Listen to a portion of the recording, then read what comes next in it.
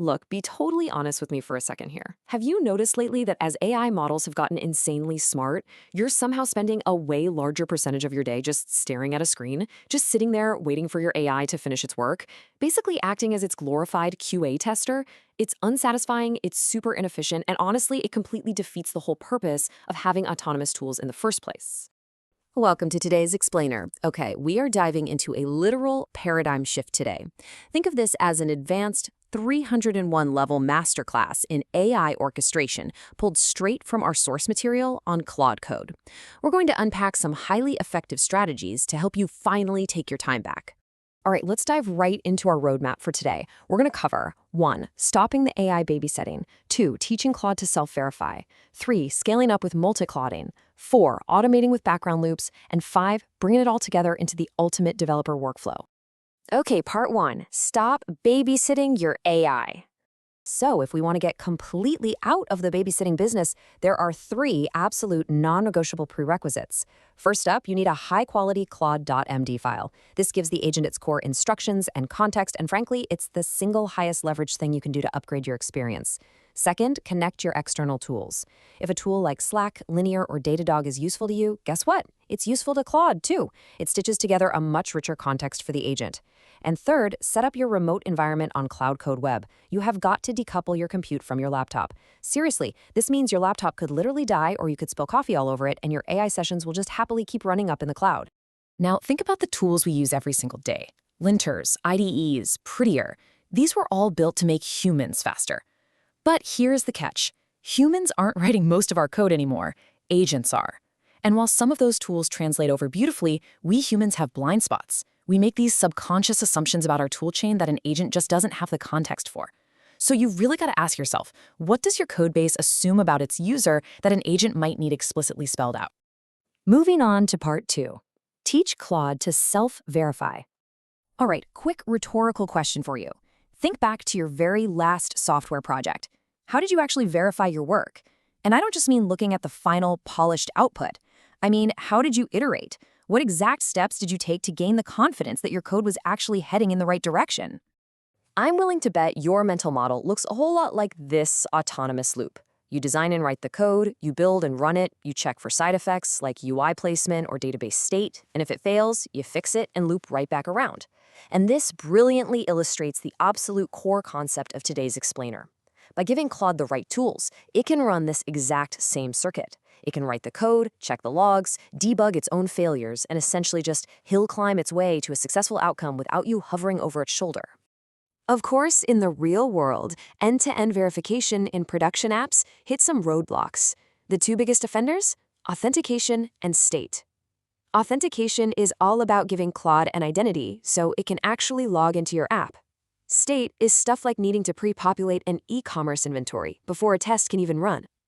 So the crucial workaround here is that you need to give Claude dynamic setup scripts to bypass these hurdles, rather than relying on rigidly prescriptive static scripts. The source material actually highlighted this incredibly fun demo of this exact concept, using that typing game app called Monkey Type. Claude was instructed to spin up the dev server and use the Chrome Model Context Protocol, or MCP, which is basically a browser control tool, to check the front end. It actually attempted to play the typing game itself. Now, amusingly, Claude is a terrible typist and made a ton of errors. But despite bombing the game, it confidently navigated over to the settings and autonomously changed the difficulty to expert. Humor aside, the massive takeaway here is that Claude effectively drove a web browser, interacted with UI elements, verified state changes, and accomplished its goal entirely on its own. Okay, this right here is where it turns into an absolute superpower. Once you've taught Claude how to run a verification loop, you can actually tell it to package those exact learnings into a skill file. This is a self-documenting, self-improving file. And what's wild is that you can instruct the skill to update itself every single time Claude hits a new blocker. It essentially becomes this compounding asset that you can share with your teammates, or honestly just save for your future self, so literally nobody ever has to solve that same annoying blocker again. Which brings us to part 3, scale up with multi-clouding. So now that verification makes things safe, you can run parallel sessions. But that introduces a brand new bottleneck. Running more than, say, 4 or 5 simultaneous AI sessions at once becomes completely exhausting. They all eat at your ultimate scarce resource, your attention. The mental load of context switching between a half dozen AI agents that are all pinging you for input, it's just totally unsustainable.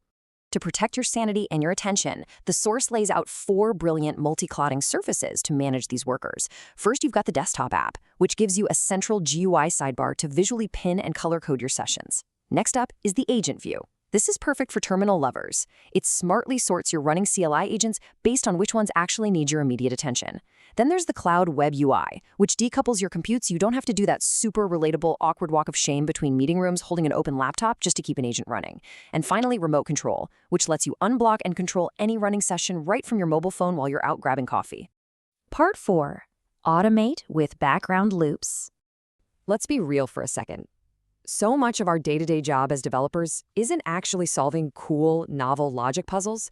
It is pure bookkeeping.